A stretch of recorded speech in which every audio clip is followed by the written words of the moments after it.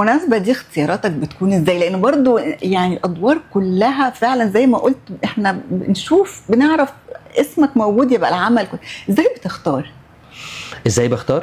يعني السيناريو، الدور، العمل كله، يعني المخرج ايه اللي بيخليك توافق تقول هو ده؟ هقول لك على حاجه بكل صراحه، انا عمري ما جالي عمل وقبلته. في الاوليه انا برفضه. بجد؟ ليه بقى؟ يعني كل اعمالها رفضتها في الاول؟ معقول؟ برفض. يعني بقول ايه ليه لا، يعني ما عدا عشان والله مش مجامله، ما عدا سماعي في ايش لان انا يعني زي ما بقول لك انا اللي سعيت ان اشتغل مع محمد سامي. انا برفض ليه؟ بخاف، مش برفض ان انا بقول ايه ده وحش، لا انا يعني انا لا، في حاجه ناقصه. الحاجه الناقصه على فكره عندي مش في الشغل طبعا، ببقى انا ناقص، انا حاسس ان انا ايه، في حاجه ناقصه هنا عايز اعملها.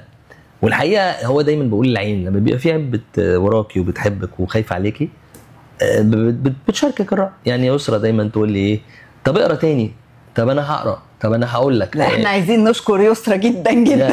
لا يسرا عامله شغل عليها حقيقي. فانا بقول ان انا لا اوكي، هي تقول لي لا، طب تقول.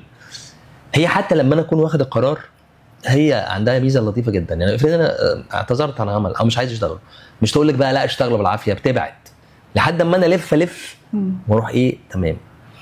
اختياري الاساسي في اختيار الاشياء ايه الجديد؟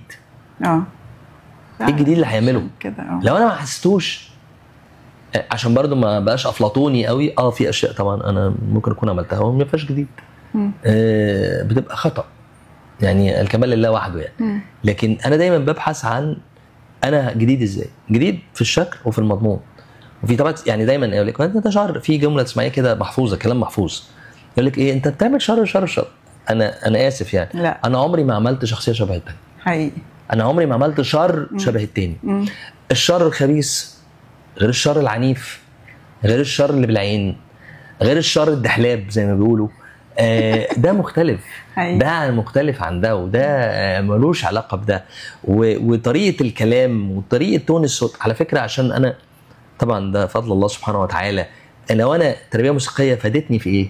فادتني في علم الطبقات، طبقات الصوت. انا الحمد لله رب العالمين، وده بيتقال من مخرجين وساده زملاء كثيرين جدا. التون يقول لي انت جبت التون ده ازاي؟ يعني انا في 604 مشهد بيني وبين الاستاذ عادي صادق الله يرحمه، انا بقول بيقول لي انت سيدي، قلت له لا انا سيدك. فانا طلعت تون، التون طلع مش انا ما اعرفش طلعته ازاي طبعا، ساعتها يبقى طلع منين يعني. هو ده علم الطبقات. انا استخدمت طبقه تانية خالص باحساسي طبعا، مش ارتفيشال يعني او مش مبالغه. انا ما بحس ان الدور فيه جديد بقول الحمد لله. فده اختياري بياتي من هنا، ايه الجديد اللي انا هعمله؟ حتى لو كان الدور هو اسمه هو يا ستي نفس الناس، بس نفس الكاست يعني، بس انا هعمل جديد. الجديد هنا حتى لو شر، هل في منطقه جديده في التناول؟ اوكي، مفيش، بقول شكرا.